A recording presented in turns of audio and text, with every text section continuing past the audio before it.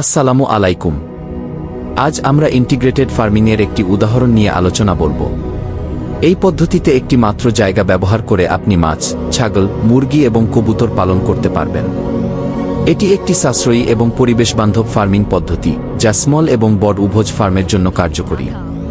এই ফার্ম তৈরি করার জন্য আমরা প্রায় 4% জায়গা নিয়েছি এবং এজন্য 30 ফিট বাই 40 ফিটের একটি প্লট ব্যবহার করেছি।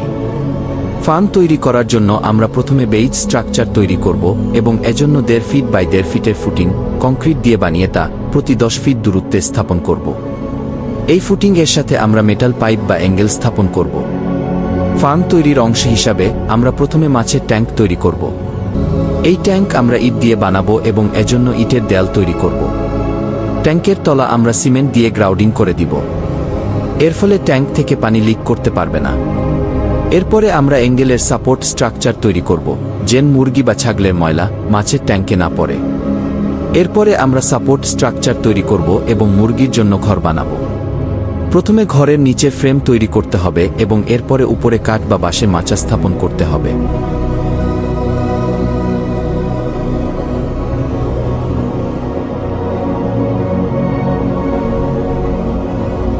ঘরের দুই দিকে মুরগির ঘর থাকবে এবং মাঝখানে ছাগল থাকার জন্য জায়গা তৈরি করতে হবে।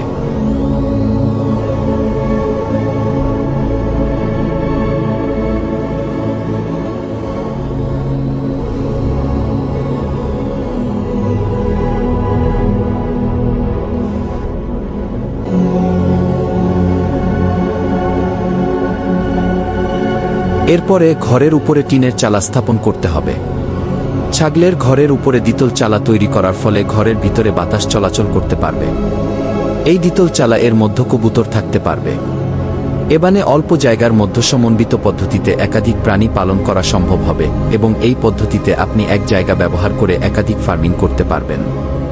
ফলে আপনার জমির সম্পূর্ণ ব্যবহার হবে। ছাগল, মুরগি, পায়রা এবং মাছ থেকে আসা আয়ের মাধ্যমে খরচ কমে এবং লাভের পরিমাণ বৃদ্ধি পায়। এভাবে নিচে মাছ, দুই পাশে মুরগি, মাঝখানে ছাগল এবং উপরে কবুতর এর ইন্টিগ্রেটেড ফার্মিংয়ের এই উদ্ভাবনী পদ্ধতি আপনাকে অর্থনৈতিকভাবে লাভজনক ও পরিবেশবান্ধব ফার্মিং করতে সাহায্য করবে। ভিডিওটি যদি ভালো লাগে আমাদের চ্যানেলটি সাবস্ক্রাইব করে নতুন নতুন ইনোভেটিভ প্রযুক্তি সম্পর্কে জানতে থাকুন।